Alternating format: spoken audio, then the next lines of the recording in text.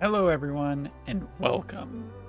It's time for another Final Fantasy War of the Visions.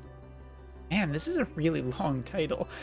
Crystal Warrior Forecast. I was trying to do a bit of an intro, and it's just kind of whatever, but whatever it. But hey, that's not really why you're here. You're not here for the intro, you're here for information. So today we're going to be talking about Setia. Setia is coming this week to Global, and I think a lot of people have already been feeling pretty hesitant about Setia. And let me tell you, first of all, Final Fantasy XIV has some really amazing music. Wow. Yeah, there's a good chance for the rest of the month I'm just going to have 14 music in all my videos because it's so damn good. And obviously, Endwalker hit me pretty hard. So let's just get that out of the way. But yeah, we're talking about Setia. And Setia, it's such a bittersweet thing for me because she's basically my favorite warrior of the crystal. Not just in terms of like some of her abilities and everything, but I really just love her to death. Thematically, she looks amazing. Like they really knocked it out of the park for just getting like character and visuals and kit. I love everything about her, and that's what makes what I'm about to say in this video so difficult, because she's basically one of the characters that I always have on my main menu screen. Like, yeah, there's periods where the new character I'll put on there to check out the animation or for a video, but a lot of the time Setia is my default. I really just liked her so much. But the future is not the brightest for Setia, and that's a huge problem for her. And for the last few weeks leading up to her release, I have basically been testing as many fire teams as I could with different combinations of water and earth, mono water, and now even water and dark with the new Leela in arena and whatnot to test some of the best teams out there. And let me tell you, fire is just a 100% win every time. Doesn't matter what combination of fire characters it is, it's just not even a contest. And it's not even like I lose that many points. If the total max I could get from bonus and everything is about 500, then I am hitting roughly about 440 at the lowest. And that's just how good of a point spread water has. And you should expect water to be everywhere. I mean, short of a global exclusive lightning coming out and really pushing away from water, to which I would say that's not really what the game designers should be doing. They should probably be more focusing on the problems with light, which JP has pretty much addressed in terms of how much of a problem the light element is. And really, we got to talk about that at some point in the future as well. Maybe just do a video on Locke soon, and only Locke.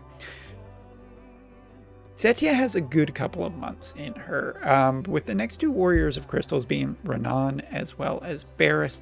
Neither of those characters stand up incredibly well to Setia, and that was my experience back at the time. Even though neither of those two really showed up that much on JP, I always felt pretty confident running this character into them. I had good matchups against that. I had good PvE matches. There's no content that I really had a problem with until water got such a giant boost. And that's the thing that kind of hurts at the end of the day. Do I recommend Setia? No. With a caveat. I think that Setia is an absolutely incredible character right up until water becomes prevalent, and I think she will be have a bad time until water gets put under check. But the big asterisk I'm putting on this is that I think as soon as water is just not that common, I think this character's immediately back in circulation. Like, she is just insanely good for as a range character. She has so much capabilities that are so strong. Her kit, her design, everything, I think it's just awesome.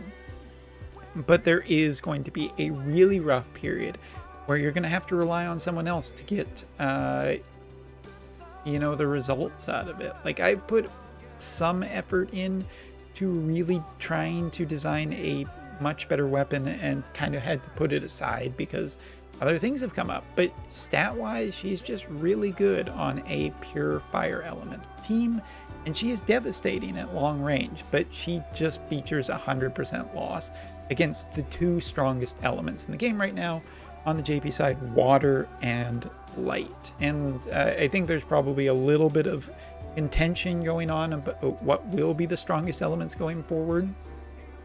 But forecast for her, just given the cost and everything and what we know is currently available on global, I don't put this character in terms of really high priorities. I think that, if you do go for her, max her over short or long time, you'll get like a really good period for a little bit, but light evasion is also a little bit more of a problem, and building super accuracy builds with this girl is just not super possible until later, once runes for TMRs are available.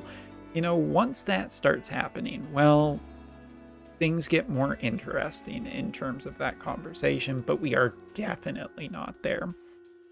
So yeah, right now, as of the JP side, which are the best warriors of crystals? Well, the best warrior of crystal is still Astoria, with Barris being closely behind, but I would say that this month, Renan has actually proven to be a much bigger threat because of the inclusion of Resnick, who is a character I don't have.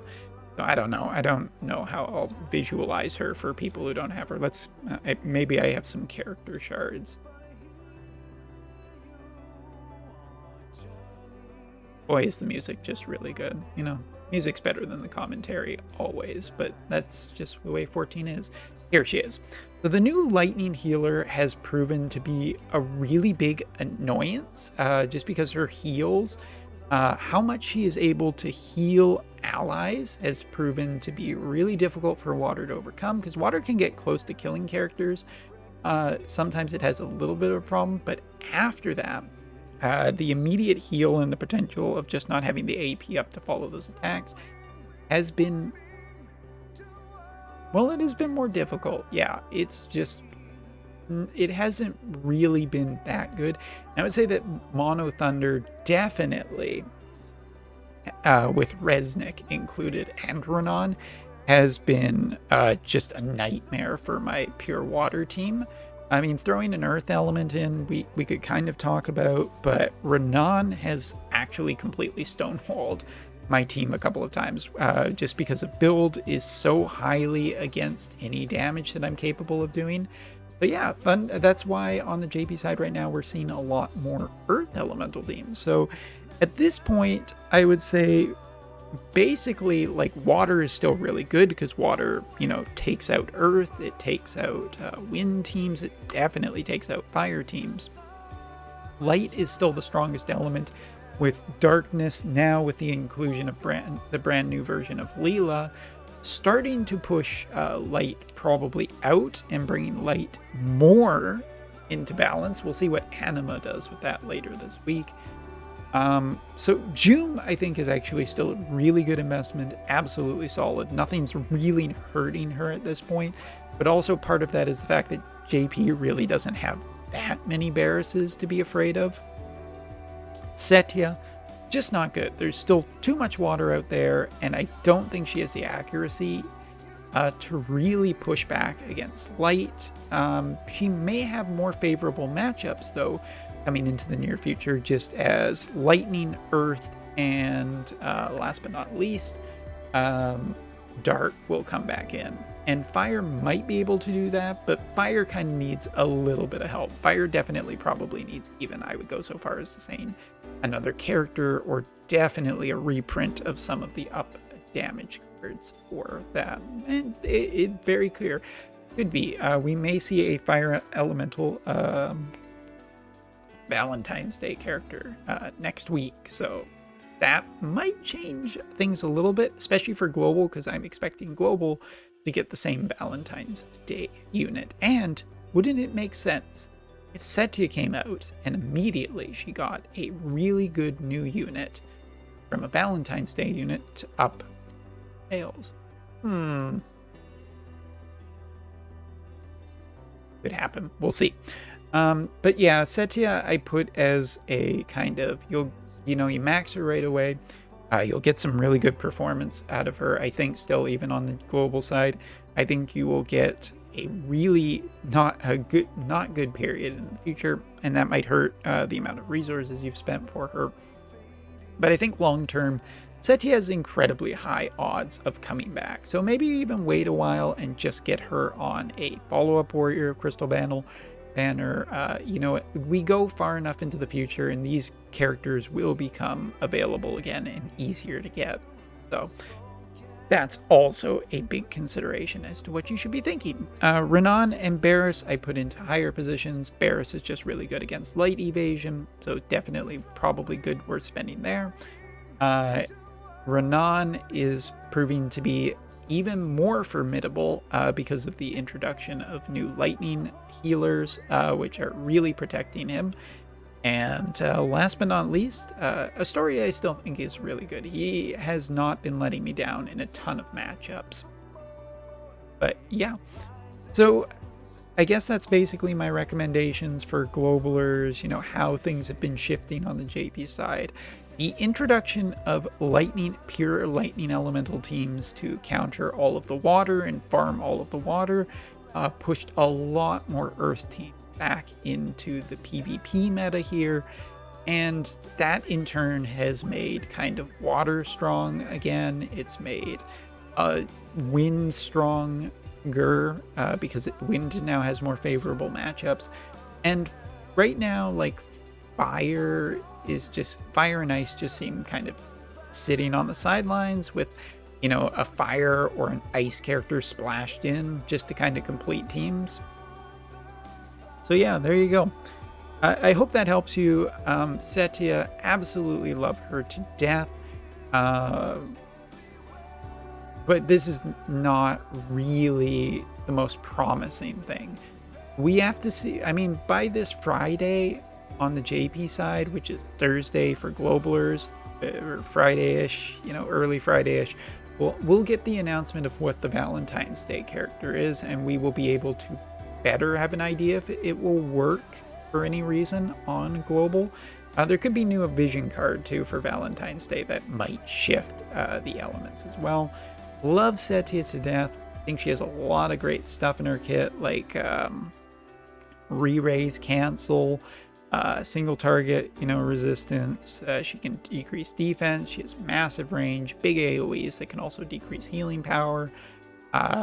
Lots of stuff I really like in her kit, but the proof is in the pudding on the JP side, and she is just struggling definitely where we are in the meta. But you never know.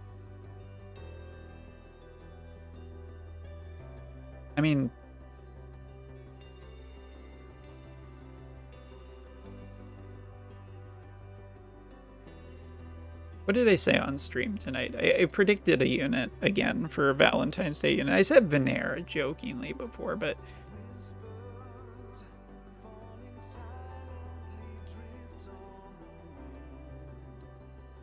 I'm gonna say Fire Alum.